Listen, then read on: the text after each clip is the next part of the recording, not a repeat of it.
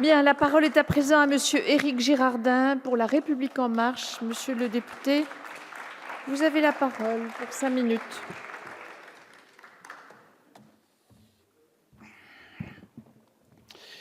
Madame la présidente, monsieur le ministre, madame la présidente de la commission des affaires étrangères, madame le rapporteur, chers collègues.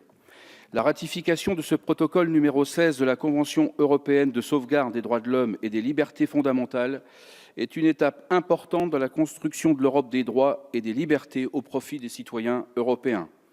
Il offre en France, au Conseil d'État, à la Cour de cassation et dans une moindre mesure au Conseil constitutionnel, la possibilité de saisir par question préjudicielle la Cour européenne de Strasbourg sur l'application ou l'interprétation de la Convention européenne dans le cadre d'une affaire contentieuse.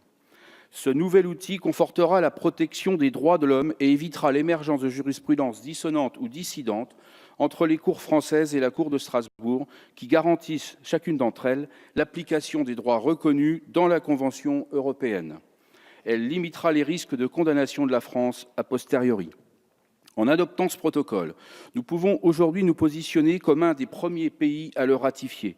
Seulement 8 États sur 47 du Conseil de l'Europe ont ratifié le protocole, qui n'entrera en application que si 10 États membres le font.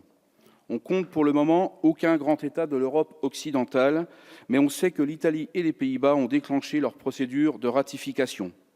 La France, pays des droits de l'homme, qui a toujours défendu l'universalité de ses droits en s'appuyant sur la Déclaration des droits de l'homme et du citoyen de 1789, doit rester active dans ce combat.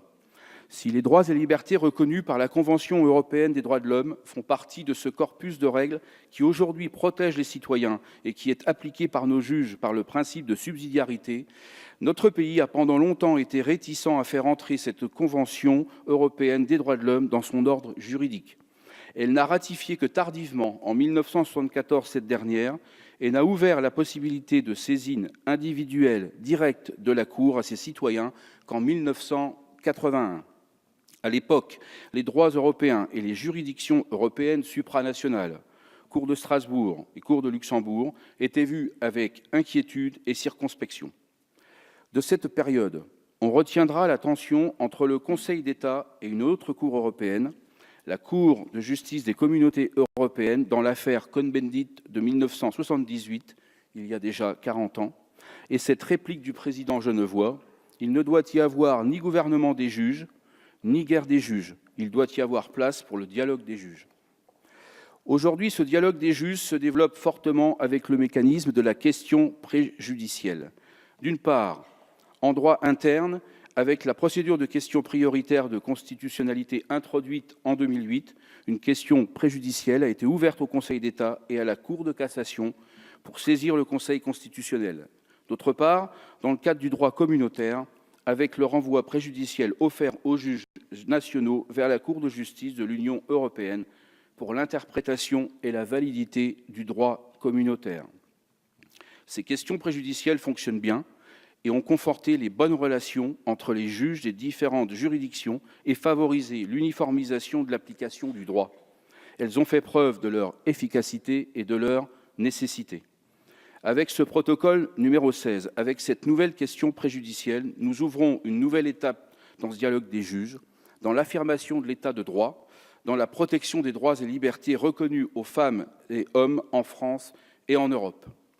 Pour qu'il y ait dialogue, il faut que l'échange soit réciproque et il est prévu que dans le cadre de la question préjudicielle, le juge national puisse faire part de ses observations et donc exprimer un point de vue. Par ailleurs, les juges de la Cour européenne pourront aussi se nourrir de ces observations ou des positions des cours suprêmes.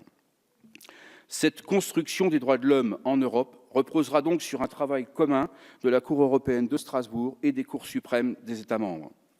Cette question préjudicielle va restreindre les contentieux individuels en dissuadant les justiciables de s'adresser à la Cour de Strasbourg a posteriori. Dans une période où le terrorisme nécessite des règles plus contraignantes et des limitations de liberté pour garantir la sécurité, la protection des droits et libertés des citoyens par les juges est d'autant plus important et nécessaire au bon équilibre. On sait que le Conseil d'État a considérablement renforcé son contrôle sur la situation des prisonniers en appliquant le droit de la Convention européenne des droits de l'homme et en s'inspirant de l'interprétation constructive de la jurisprudence de la Cour de Strasbourg. Il a ainsi consolidé son contrôle sur les actes dans les prisons. La question préjudicielle crée une nouvelle coopération entre la Cour européenne des droits de l'homme et les cours françaises, mais aussi avec les autres cours des États européens au service de nos concitoyens. C'est donc un nouveau pas dans la construction d'une Europe des droits et des libertés et d'une Europe au service des droits de l'homme que notre groupe La République En Marche soutient et que nous voterons. Merci. Merci, monsieur le député. La parole est à présent à madame Marine Le Pen, non inscrite, pour 5 minutes.